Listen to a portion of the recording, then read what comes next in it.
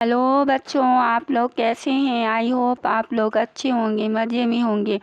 आप लोगों का हमारे चैनल वीनू स्टडी में स्वागत है। बच्चों, इस वीडियो में हम आप लोगों को संक्रामक रोग प्रसार के साधन के बारे में बताएंगे। चलिए बिना टाइम को वेस्ट किए अपने टॉपिक पर। ये है, इसके पहले हमने HIV विषाणु के बारे में बताया था। अब ये है संक्रामक रोग प्रसार के साधन। इसमें संचरणीय आता है, असंचरणीय आता है। हाँ, तो संचरणीय रोग ये ऐसे रोग होते हैं बच्चों जो सूक्ष्म जीवों, विषाणुओं, जीवाणुओं, कवकों तथा प्रोटोजोआ द्वारा उत्पन्न होते हैं। इन रोगों के रोगाणु वायु, जल, भोजन, संपर्क तथा कीटों द्वारा संचारित होते हैं। ये रोग बीमार व्यक्ति से स्वस्थ व्यक्ति में संचारित होते, इसलिए इन्हें संचरणीय रोग कहते हैं। मतलब एक रोगी व्यक्ति है, वो जो होते हैं ये सूक्ष्म जीव, वायरस है, बैक्टीरिया है, फंजाई है, प्रोटोजोअन्स है, ये रोग उत्पन्न करने वाले होते रोगी मनुष्य में। तो ये जो होते हैं मतलब जैसे कि वो खांस रहे हैं, जल में नहा रहे हैं, वो मतलब अपशिष्ट पदार्थ को डाल रहे हैं और इसका कोई स्वस्थ व्यक्ति उपयोग कर लेता है। भोजन है, भोजन के माध्यम से, संपर्क आदि के माध्यम से कीटों द्वारा ये स्वस्थ व्यक्ति में प्रवेश कर जाते हैं, तो ये फैला देते, ये रोग को फैला देते, तो ये संचरणीय रोग हो जाता है। बीमार व्यक्ति से स्वस्थ व्यक्ति में संचारित होते, इसलिए इन्हें संचरणीय रोग कहते हैं। और एक और है असंचरणीय रोग। तो ये रोग ऐसे होते हैं, फैलाते नहीं हैं। इनके बैक्टीरिया, वायरस, जो भी रोगाणु हैं बच्चों, वो शरीर के अंदर, रोगी व्यक्ति के शरीर के अंदर ही वो बढ़ते जाते, मल्टीप्लिकेशन होते, बहुत तेज़ी से इनकी संख्या बढ़ती, लेकिन ये फैलाते नहीं हैं। ये फैलाते नहीं, कुछ बीमारियां ऐसी होती हैं ये फैलाने वाले नहीं होते हैं, शरीर के अंदर अपना होता रहता है, कंट्रोल ना करे तो वो बढ़ता जाएगा। जैसे डायबिटीज़ है, कैंसर है, ये एनीमिया है, क्वाशियोर आदि कुपोषण होता है, कुपोषण बच्चों में हो जाता है। प्रोटीन की कमी हो जाती है, बहुत ज़्यादा जब कमी होती है तो शरीर में तरल पदार्थ जमा हो जाता है, तो उसी को क्वाशियोर नामक रोग कहते हैं। तो ये असंचरणीय रोग है, ये फैलने वाला रोग नहीं है, वो शरीर के अंदर ही होता रहता है, वो बढ़ता जाता है। हाँ, तो अब आते हैं संक्रामक रोग। मुख्य रूप से वायु, जल और लैंगिक संपर्क के माध्यम से फैलते हैं। तो संक्रामक रोग कैसे फैलते हैं? वायु, जल और लैंगिक संपर्क के माध्यम से फैलते हैं। सूक्ष्मजीवी कारक अनेक तरीकों से किसी रोगी व्यक्ति से स्वस्थ व्यक्ति तक फैलते हैं। किसी भी तरीके से, एनीथिंग, किसी भी तरीके से रोगी व्यक्ति से स्वस्थ व्यक्ति में फैलते हैं, जिन्हें निम्नलिखित आधारों पर स्पष्ट कर सकते हैं। जैसे पहला, हवा से। जब कोई रोगी व्यक्ति खांसता है बच्चों, तो मतलब उसके मुंह से, नाक से रोग के कण जो होते हैं इतनी तेजी वेग से दूर तक फैलते हैं कि हवा में मतलब मिक्स हो जाते। उनके पास अगर कोई स्वस्थ व्यक्ति खड़ा होता है तो वो सांस जब लेता है तो वो, चूँकि हवा में वो कण है, रोगाणु है, वो नाक द्वारा, मुंह द्वारा उसके शरीर में प्रवेश कर जाते हैं। ये हो गया बच्चों, और इससे जो है संक्रमित हो जाता है स्वस्थ व्यक्ति भी। खांसी, जुकाम, निमोनिया, क्षय रोग आदि इस प्रकार फैलते हैं। जहाँ पर अधिक भीड़ होती है उन स्थानों पर हवा से फैलने वाले रोगों के संक्रमण की संभावना अधिक होती। जहाँ ज़्यादा भीड़ होती है तो वहाँ ज़्यादा होती। खांस रहे हैं, खूब जो खांस रहे हैं तो हवा में फैलेगा, सब पास से, एक को हुआ तो दूसरे को भी हो जाता है, इन्फेक्शन होता रहता है ना बच्चों। तो वहाँ पर ज़्यादा संभावना होती है। और दूसरी बात है जो बंद कमरे होते हैं जहाँ पर रोशनदान नहीं होता, हवा का ताज़ी हवा का आना और अंदर की जो गर्म हवा होती है रोशनदान के जरिए बाहर जाना, वह जैसे आना जाना नहीं होता, हवा का क्रॉसिंग नहीं होता, तो वहाँ पर बंद रहता है, तो वहाँ की वायु इन्फेक्टेड हो जाती है, संक्रमित होती है। तो जो व्यक्ति अंदर घुसता है तो वो भी उसके संपर्क में आके बीमार हो जाता है।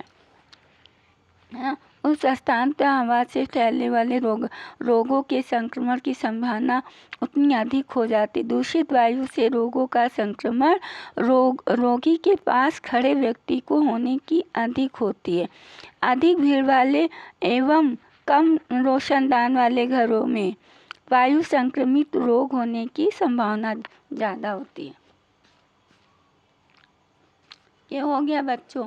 अब पानी से कैसे होता है? दूसरा, अनेक संक्रामक रोग पानी से भी फैलते हैं।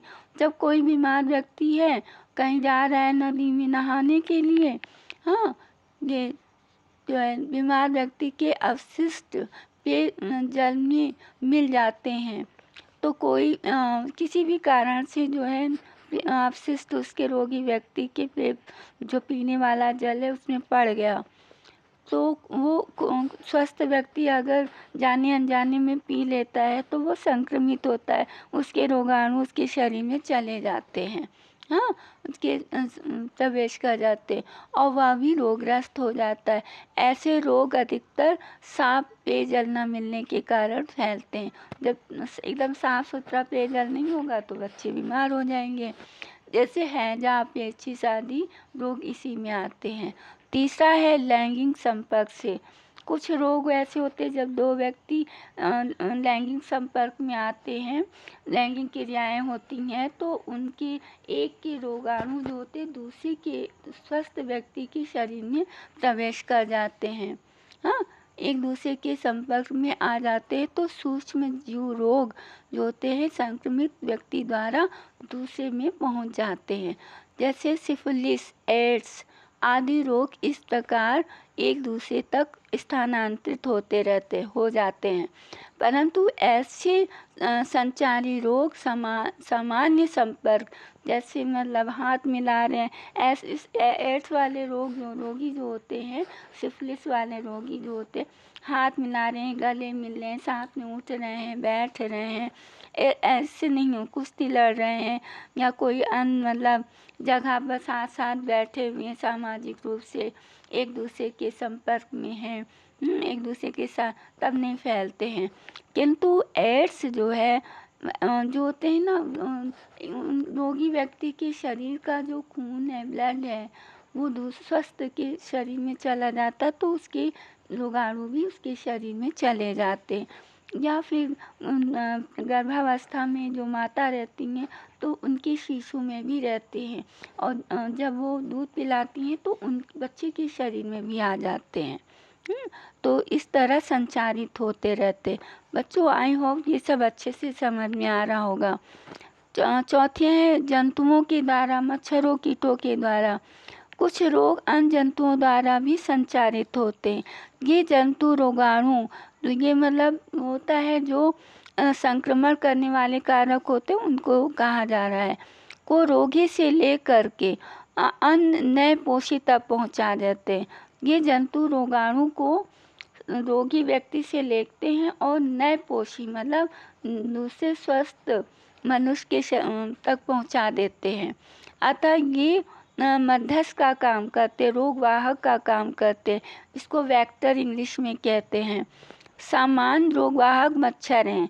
अब मच्छर क्या करते हैं? मच्छर वो नर एनाफ्लिस होते हैं और फीमेल एनाफ्लिस भी होते हैं। तो नर मच्छर जो होते हैं वो फूलों के रस से ही अपना पोषण कर लेते हैं, लेकिन मादा मच्छर जो होते हैं बच्चों, वो मतलब मनुष्य के साथ, कोई भी समतापी प्राणी है उसमें मनुष्य भी आते हैं, उनके खून से उनका पोषण चलता है।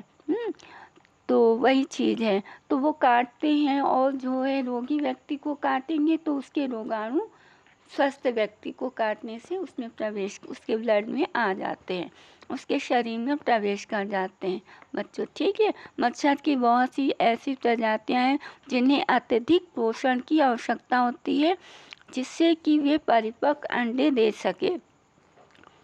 मच्छर अनेक समतापी प्राणियों, जिसमें मनुष्य भी शामिल है, उसी पर निर्भर करता है। उनके खून से ही उनका पोषण चलता है। इस प्रकार भी एक दूसरे से दूसरे मनुष्य में रोग को फैला देते हैं। मच्छर भी है, मक्खी है, गंदे संदे जगह पे बैठती हैं, फिर अपनी खाने की थाली में बैठ जाती, वहाँ के कीटाणु यहाँ आ जाते, रोगाणु वहाँ यहाँ आ जाते और मनुष्य जो है खा लेता, वो उसमें भी पहुँच जाते हैं। पिस्सू भी है, आदि संक्रमण करने वाले कारक हैं जो रोगाणुओं को एक व्यक्ति से दूसरे व्यक्ति तक पहुंचा देते हैं। संक्रमित कुत्ता भी होता है, बंदर भी है, नेवला है, आदि जंतु भी रैबिस फैलाते हैं। और कुत्ते के लार में जो होता है वो रैबिस होता है। बंदर के लार में भी रैबिस के कीटाणु होते हैं, नेवला है, इन किसी को भी काट लेंगे तो वो रैबिस के कीटाणु मनुष्य में आ जाते हैं। और रैबिस के लक्षण तो पता ही, आगे हम लोग और अच्छे से जानेंगे। नंबर सी, अंग विशिष्ट तथा उत्तक विशिष्ट अभिव्यक्ति या रोग के लक्षण। Organ specific and tissue specific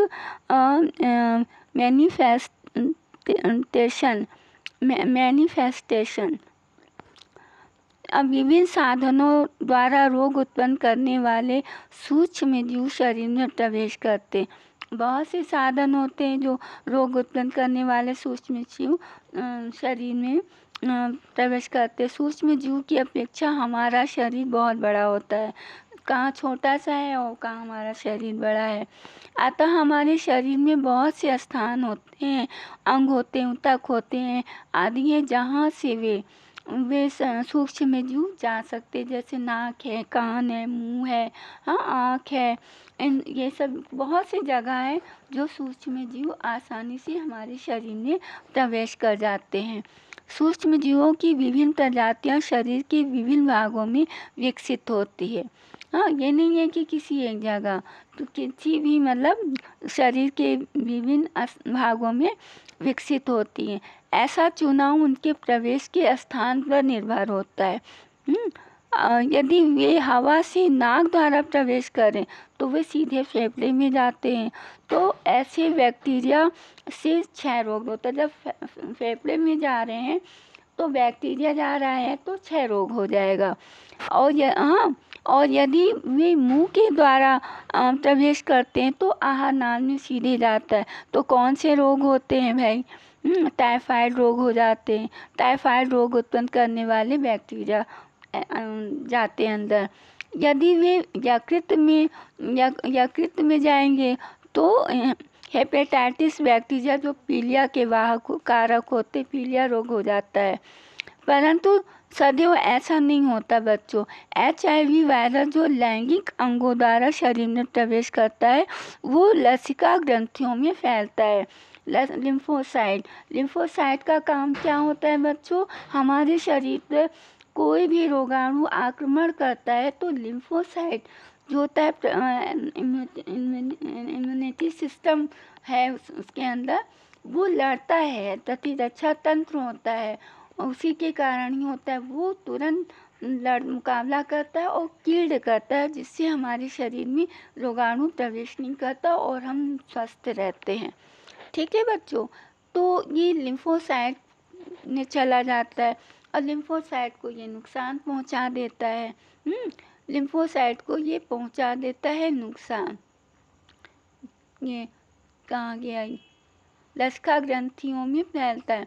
malaria उत्पन्न करने वाले सूक्ष्म जीव जो मच्छर के काटने से शरीर में प्रवेश करते। मलेरिया रोग कैसे होता है? मच्छर के काटने से रोगी से लेते हैं और इसके बाद स्वस्थ मनुष्य को काट लेते, उन्हें फैल जाता है।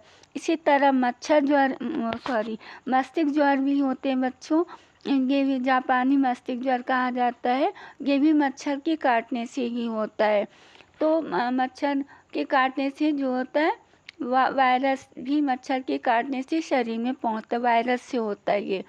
और यह मस्तिष्क को संक्रमित करता है। तो ये जब मस्तिष्क को संक्रमित करता है तो सिर दर्द होता है, बेचैनी होती है, उल्टी आती है और बेहोशी आती है। हाँ, बेहोशी आने लगती है, इस तरीके का होता है, मस्तिष्क को संक्रमित करते हैं। और जिस ऊतक या अंग या सूक्ष्म जीव आक्रमण करता है, रोग के लक्षण तथा चिन्ह उसी पर निर्भर करते। जिधर से प्रवेश कर रहा है वो चिन्ह वो लक्षण दिखने लगता है। यदि फेफड़ों पर आक्रमण करता है तो लक्षण खांसी और तथा कम सांस आना होगा। और यकृत में आक्रमण करता है तो पीलिया रोग हो जाता है। यदि मस्तिष्क पर आक्रमण करता है तो सिर दर्द, अभी हमने आपको बताया ना, उल्टी आना, चक्कर आना या बेहोशी आना, ये सब होता है। यदि हमें यह ज्ञात हो कि कौन सा ऊतक या अंग पर आक्रमण हुआ है तो और उनकी उनकी कार्य क्या है और क्यों क्या कार्य है, तो हम संक्रमण के चिन्ह तथा लक्षण का कारण अनुमान लगा सकते हैं, चिन्ह और लक्षण अनुमान लगा सकते हैं। संक्रामक रोग के ऊतक विशिष्ट प्रभाव के अतिरिक्त उनके अन्य समान प्रभाव भी होते हैं, समान प्रभाव भी होते हैं। अधिकांश समान प्रभाव इस पर निर्भर करते हैं कि संक्रमण से शरीर का प्रतिरक्षा तंत्र क्रियाशील हो जाए। कुछ रोगाणु होते हैं, जब आक्रमण करते हैं तो उसकी वजह से हमारी प्रतिरक्षा तंत्र एक्टिवेट हो जाती, क्रियाशील हो जाती और उसी क्षण रोगाणु को किल्ड कर देते हैं और उन्हें मार देते हैं और स्वस्थ बनाए रखते हैं। और एक सक्रिय प्रतिरक्षा तंत्र प्रभावित ऊतक के चारों रोग उत्पन्न करने वाले सूक्ष्म जीवों को मारने के लिए अनेक कोशिकाएं बना। इसके लिए क्या होता है, जब आसपास में कोशिकाएं बना लेती है प्रतिरक्षा तंत्र, सूजन आ जाता है, जिसको बोलते हैं गिल्टी आना ना, बुखार आ जाना, कभी कभी फोड़े फुंसी हो जाते हैं तो किसी जगह पर उसी अंग में, उसी तक में किसी जगह पर गिल्टी आ जाती, बुखार भी आ जाता है। तो ऐसा क्या होता है, वो ठीक करने के लिए होता है, उस चीज़ को ठीक करने के लिए, कीट रोगाणु को कील्ड करने के लिए होता है। हाँ, आसपास सूजन हो जाता है, फीवर भी आ जाता है, ऐसा होता है। हाँ, ये प्रतिरक्षा तंत्र का काम होता है। हाँ, मारने के लिए अनेक कोशिकाएं बना लेता है और नई कोशिकाओं के बनने के प्रक्रम को ही शोथ कहते हैं, शोथ, सूजन, इन्फ्लेमेशन कहते हैं। इस प्रकार के अंतर्गत स्थानीय प्रभाव जैसे फूलना तथा दर्द होना, उसमें दर्द भी होता है। हाँ, और सामान्य प्रभाव जैसे फीवर आ जाता है। अक्सर ही फोड़ा फुंसी में जब बड़े फोड़े होते हैं तो ऐसा देखा जाता है। कुछ मामलों संक्रमण के विशिष्ट ऊतक अति समान प्रभाव को लक्षणित करते हैं। जैसे HIV संक्रमण में वायरस प्रतिरक्षा तंत्र में आते हैं।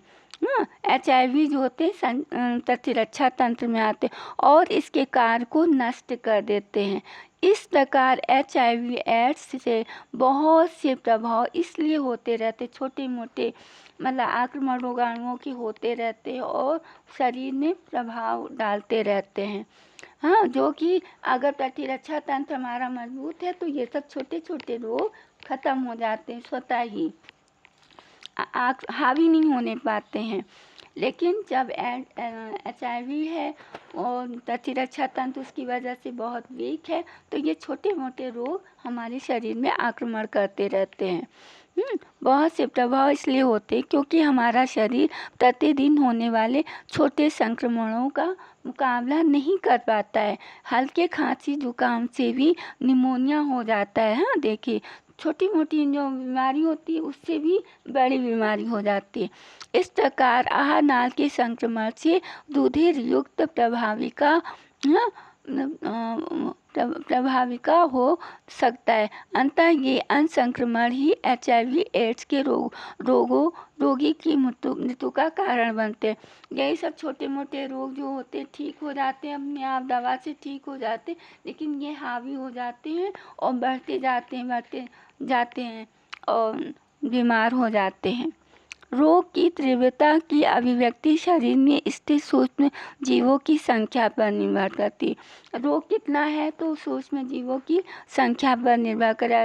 अधिक है तो भाई सूक्ष्म जीव ज़्यादा है तो रोग भी ज़्यादा बड़ी है, कम है तो भाई रोग की तीव्रता भी कम होगी। प्रतिरक्षा तंत्र एक प्रमुख कारक है जो शरीर में जीवित सूक्ष्म जीवों की संख्या को निर्धारित करता है ना। बच्चों यहाँ तक हम कर दिए हैं। अब नेक्स्ट जो है उपचार के नियम अगली वीडियो में बताएंगे। बच्चों वीडियो अच्छी लगी होगी तो लाइक कीजिएगा, सब्सक्राइब भी कीजिएगा, बेल आइकन को प्रेस करना मत भूलिएगा। Thank you watching this.